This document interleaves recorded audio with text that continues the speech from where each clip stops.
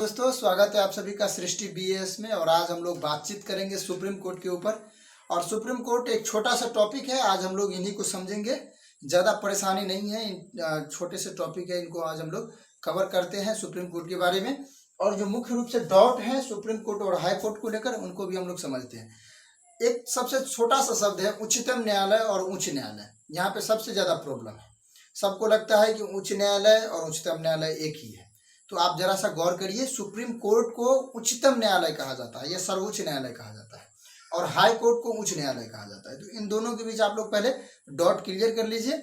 और अब हम लोग बातचीत करेंगे सुप्रीम कोर्ट के ऊपर, जो बेसिकली हमारे संविधान में क्या बताया गया है, इनके बारे में हम लोग बातचीत करेंगे। जो अहम बिंदु होगा हम लोग उनको कवर करने की कोशिश करेंगे पूर्ण रूप से। अगर आपको कोई डॉट वगैरह या कोई अन्य चीज होगी, सजेशन करना होगा, तो आप हमें कमेंट करेंगे, ठीक है। चलिए अब हम लोग बातचीत करते हैं सुप्रीम कोर्ट के ऊपर।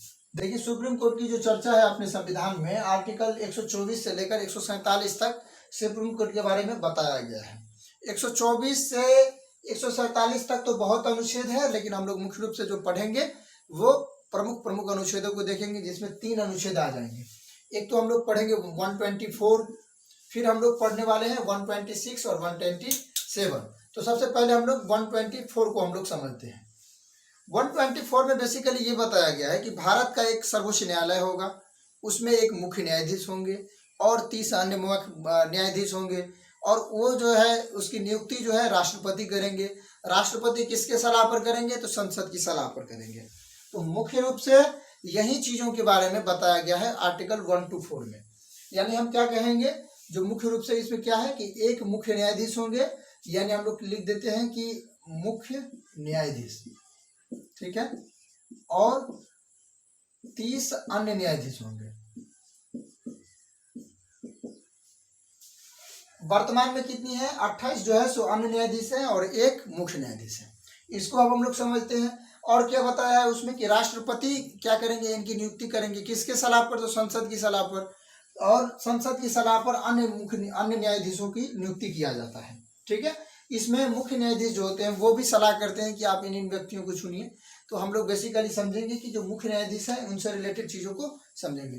तो आर्टिकल 124 आपसे पूछा जा सकता है कि बताइए कि अपने संविधान में मुख्य न्यायाधीश सुप्रीम कोर्ट के बारे में किस अनुच्छेद में बताया गया है? तो आर्टिकल 124 में बताया गया है मुख्य रूप से, ठीक है। अब हम लोग समझते हैं आगे की बात।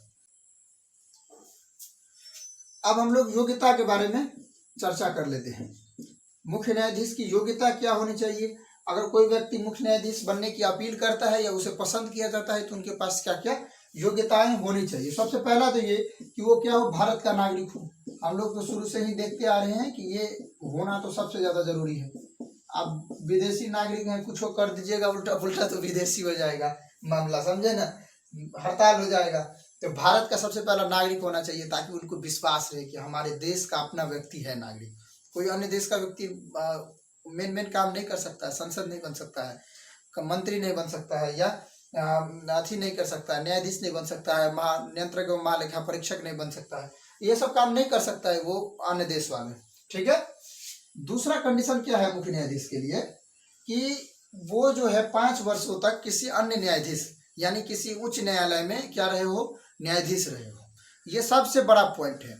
जो कोई व्यक्ति सुप्रीम कोर्ट का मुख्य न्यायाधीश होता है वो कम से कम 5 सालों तक क्या रहते हैं, हाई कोर्ट के मुख्य न्यायाधीश रह चुके होते हैं, 10 सालों तक अधिवक्ता रह चुके होते हैं। तो उसे एक लंबा अनुभव होता है अपने फील्ड का, और उसके बाद चुना जाता है सुप्रीम कोर्ट के मुख्य न्यायाधीश के रूप में। उसमें भी 30 अन्य न्यायाधीश होते हैं जो उसके फैसलों को क्या करते हैं, सभी पक्ष को देखते हैं।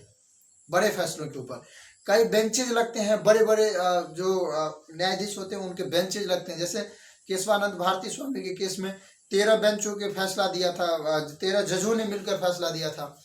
किसी में 8 दिया, किसी में 5 दिया। तो कोई ऐसा अहम मुद्दा हो जाता है जहां पर बहुत सारे न्यायाधीश मिलकर फैसला करते हैं, जो बहुत ही अहम मुद्दा होता है देश के लिए, समझे। दूसरा कंडीशन क्या हमने कहा कि 5 वर्ष तक क्या रहे हो, वो किसी मुख्य न्यायाधीश के किसी हाई कोर्ट के मुख्य न्यायाधीश रहे हो, और 10 वर्ष क्या रहे हो, अधिवक्ता रहे हो, ठीक है। तो इन होने के बाद उसे माना जाता है कि ये योग्यता रखता है ये व्यक्ति कि मुख्य न्यायाधीश बन सकता है। तो यही दोनों क्या है कि योग्यताएं हैं जो मुख्य न्यायाधीश के लिए होनी जरूरी है, समझ गया। अब हम लोग बातचीत करते हैं कार्यकाल के ऊपर। कार्यकाल इसका बेसिकली फिक्स नहीं है। जैसा हम लोगों ने संसद, राज्यसभा में देखा कि उनके सदस्यों का कार्यकाल होता है, लोकसभा में देखा कि उसका एक नियमित समय के लिए कार्यकाल होता है, लेकिन मुख्य न्यायाधीश का कोई कार्यकाल नहीं होता है बेसिकली। मान लीजिए कि वो 62 वर्ष की उम्र में अगर वो मुख्य न्यायाधीश बनते हैं तो वो 65 वर्ष की उम्र तक कार्य करेंगे। यानी अधिकतम आयु कितना है? 65 वर्ष है।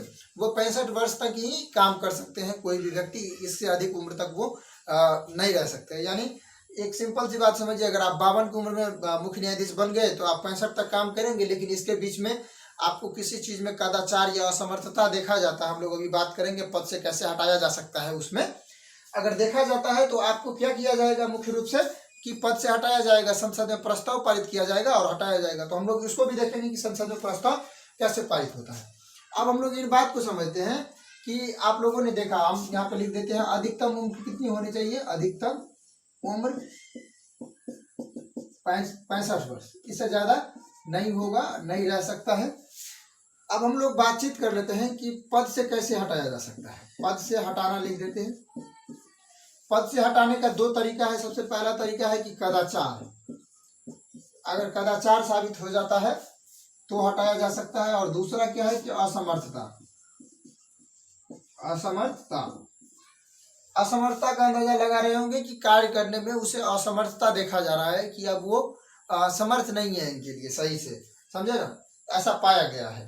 इसके बाद कदाचार का मतलब क्या हुआ कि उनका आचार विचार अब सही नहीं रहा, या कोई अलग बात है कि कोई ऐसा फैसला दे दिया जिनसे माहौल खराब हो गया, वो सही नहीं था, या उनके ऊपर सही विचार नहीं किया गया, तो इनके ऊपर कदाचार का जो है वो भी रूल लग सकता है।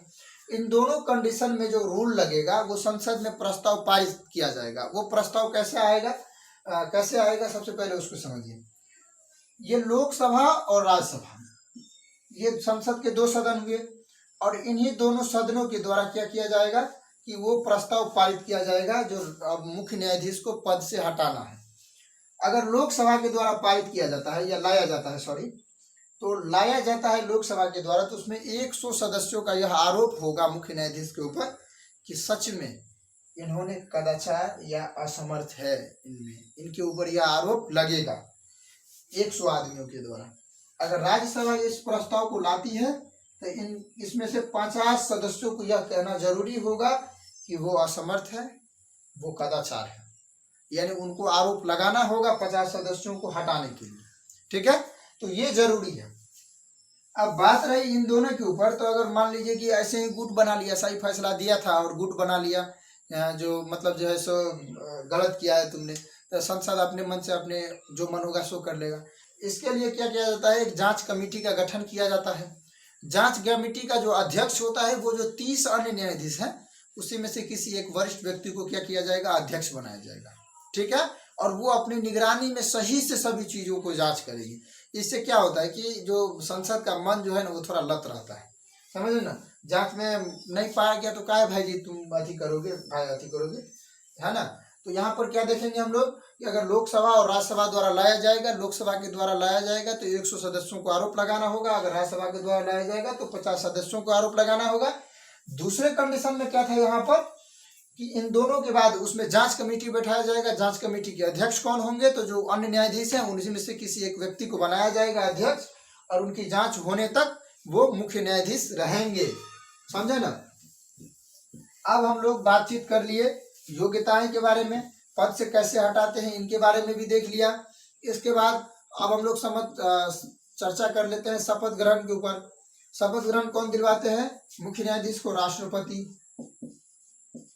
ठीक है, इनको आप लोग याद रखिए, राष्ट्रपति इनको शपथ ग्रहण करवाते हैं। और राष्ट्रपति को कौन ग्रहण करवाते हैं? तो मुख्य न्यायाधीश मुख्य न्यायाधीश करवाते हैं। इसके बाद जो एक अहम बिंदु है वो आर्टिकल 126 और आर्टिकल 127, इन दोनों आर्टिकल को हम लोग अब समझते हैं इन दोनों में क्या क्या है।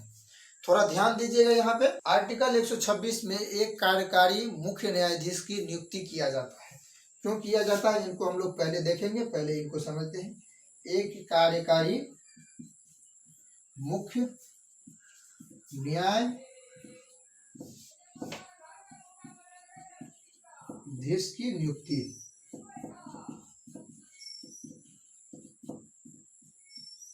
ठीक है। ये मुख्य न्यायाधीश की नियुक्ति किन कंडीशन में किया जा सकता है? हम लोगों ने देखा था कि राष्ट्रपति की पद रिक्ति हो जाता था तो उपराष्ट्रपति आ जाता था उनके काम करने के लिए उनके ऊपर। यही होता है यहाँ पर भी, वही होता है। जब मुख्य न्यायाधीश का पद रिक्त हो जाएगा तो उसे एक कार्यकारी मुख्य न्यायाधीश के रूप में नियुक्ति करना होगा जो राष्ट्रपति करेंगे, ठीक है। तो आर्टिकल 126 के तहत ये बहुत बड़ी बातें कही गई है संविधान में, तो इनको याद रखिए, ये पूछा जा सकता है मुख्य रूप से। और ये कब तक रहेंगे? जब तक कि वो उसका पद भर न जाए तब तक ये कार्यकारी मुख्य न्यायाधीश के रूप में अपना काम करते रहेंगे, यानी चुना जाता है, फिलहाल के लिए चुना जाता है, ऐसा समझिए। एक और है 127 के तहत तदर्थ न्यायाधीशों की नियुक्ति किया जाता है। तदर्थ न्यायाधीश की नियुक्ति, तदर्थ को हम लोग कह सकते हैं इंग्लिश में एड हॉक जज। क्या कहेंगे इंग्लिश में? एड हॉक जज, ठीक है। तो ये जो बातें थी ये सुप्रीम कोर्ट से रिलेटेड थी, ठीक है। अब हम लोग थोड़ा सा इतिहास के रूप में ऐसे ही आपको बता दें तो आपको पता होगा कि अंग्रेजों ने 1773 में रेगुलेटिंग एक्ट लाया था और रेगुलेटिंग एक्ट के तहत पहली बार कलकत्ता में सुप्रीम कोर्ट की स्थापना किया था। कैसे किया था इनके बारे में हम लोगों ने पहले भी जान चुके हैं, लेकिन अभी भी थोड़ा सा समझिए कि मुख्य न्यायाधीश की स्थापना, सुप्रीम कोर्ट की स्थापना इसलिए की गई थी ताकि जो अंग्रेजों का कानून व्यवस्था था वो पत्र के माध्यम से सही तरीका से लागू हो सके, क्योंकि भारत में ऐसा व्यवस्था था नहीं। तो उसको सही तरीका से चलाने के लिए एक विशेष व्यक्ति, अनुभवी व्यक्ति को निर्धारित करने के लिए न्यायालय की स्थापना किया, जो सबसे पहले कलकत्ता में किया गया। और उसी के अंतर्गत सभी कामों को देखा जाता था, सभी कामों को परखा जाता था, कैसे है, क्या है, नहीं है, समझ गए। तो ये सब काम किया जाता था उस समय, और होते होते बाद में इसे भारतीय संविधान में जगह दिया गया। और आप वर्तमान में इसकी स्थिति देख रहे हैं कि कांड होता है आज तो फैसला मिलता है 10 साल के बाद। तो ये सब वर्तमान का कांड है, तो आप छोड़िए फिलहाल उन सभी चीज़ों को, और हमें आशा है कि आप इन सभी चीज़ों को समझ गए होंगे। अगर आपको कोई डॉट या सजेशन देना हो या कोई चीज़ छूट गया हो हमसे तो आप हमें कमेंट जरूर करिएगा। बहुत बहुत धन्यवाद। शुभ नमस्कार।